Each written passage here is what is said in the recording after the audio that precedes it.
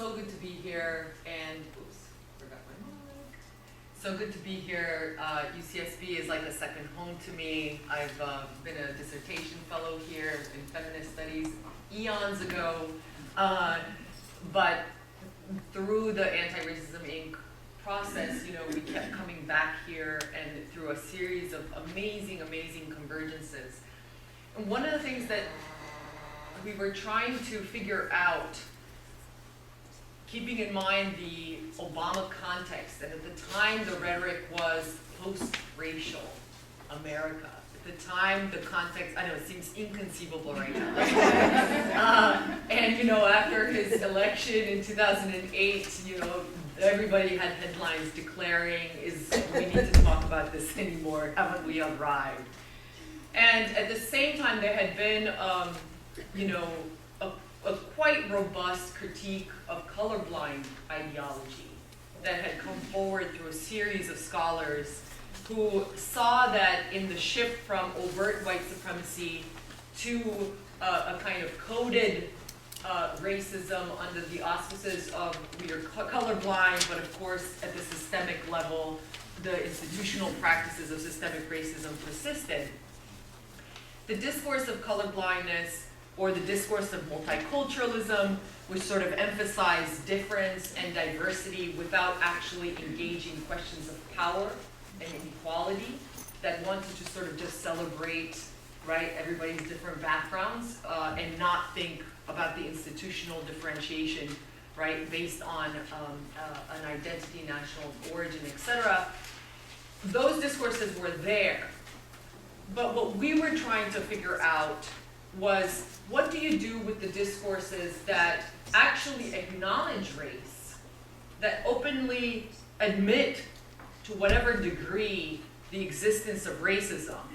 And again, the dominant explanation or a definition of racism then as now was overt, bigoted, you know, white nationalist supremacy. There was still not, just as there isn't today, a commonsensical definition of racism as systemic, right? For people to truly know what that means in detail.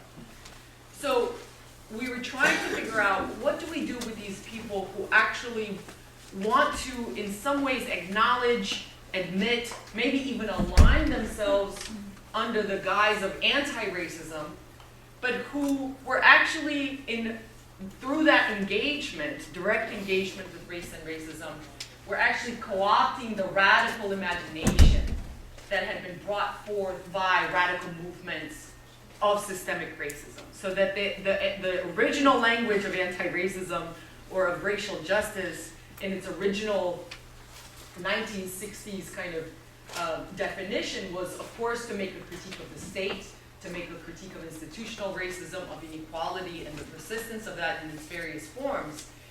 And now that admission was sort of getting taken up by both liberals and conservatives in different ways, and we'll explore that in a little bit. But in the process of taking it, they were doing something quite perverse with it, which was to actually perpetuate racism.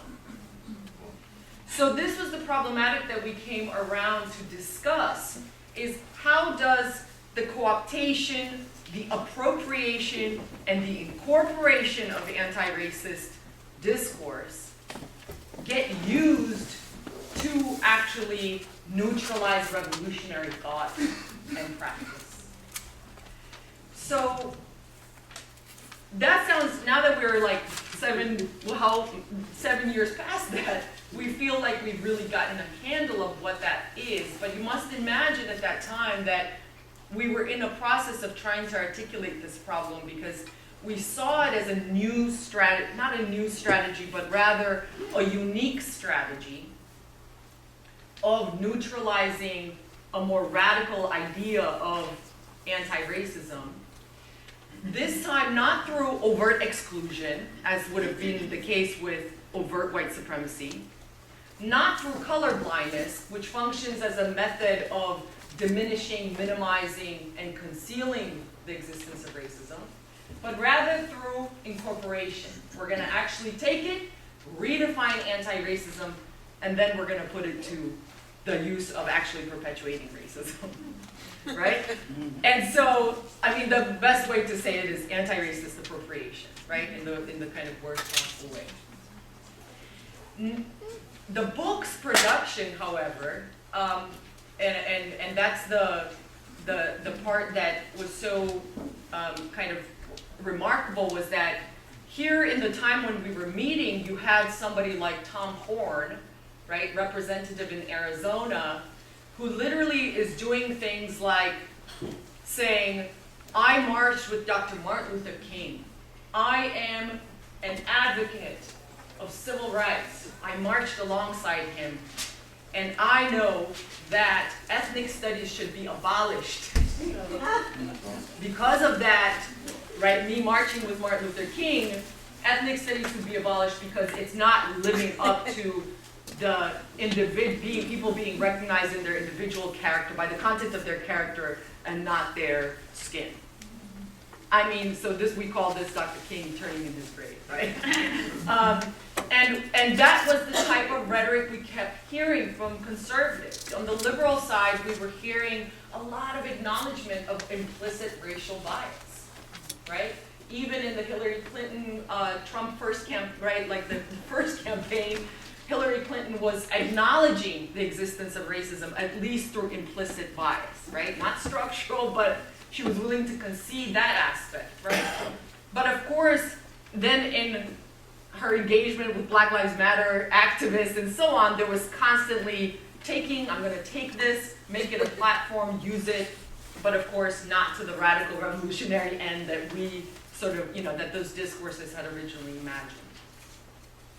So we want to emphasize that anti-racism incorporation and appropriation is a unique strategy of neutralizing the revolutionary or radicalizing dimensions of anti-racism, but that it doesn't function in isolation from colorblindness, multiculturalism, diversity discourses, overt white supremacy. In fact, oftentimes they were happening all at the same time. And during the Obama era, the dominance was, of course, colorblindness or multiculturalism. And concurrently with this anti-racist incorporated structure.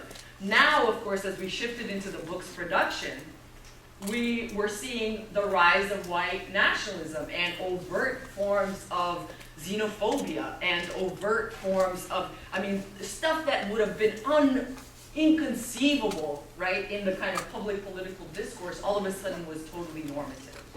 And it was tempting in that moment to think that we were no longer relevant, because it looked like, hey, we should just fight fascism, fight overt white supremacy. Like, this seems like a lot more necessary than this kind of anti-racist incorporative strategy that, that looks so much more subtle compared to that, right? But meanwhile, in our universities, and Allison's essay in this collection speaks to that, right? We were seeing debates between free speech as a way to incorporate white supremacist discourse as if it was just another good idea along a lot of other good ideas, right? So there was this, so we realized then not to be tempted by the idea that as white fascism, white racism and white supremacy sort of had a resurgence through Trump, that we should sort of lose sight of the fact that the anti-racist incorporative strategies, the colorblindness, and so on continue to function, right, in different spaces and different geographies and different political factions. Did I cover it? We got one more quote, I think. That was good. No, the right. Okay, so that was, and the other thing we wanted to sort of mark was that power seeks to neutralize revolutionary action and thought through incorporation as much as elimination. That this is a strategy we should have conceptualization, critical conceptualization around, precisely because, as many of my undergraduate students want to sort of say, they want to say, we recognize the overt elimination, we want to exclude you, eliminate you, but they're not as attentive to the ways that through incorporation, right? Whether in the university setting or in the political sphere or in the cultural sphere, that actually becomes another way to sort of, right, undo anti-racism.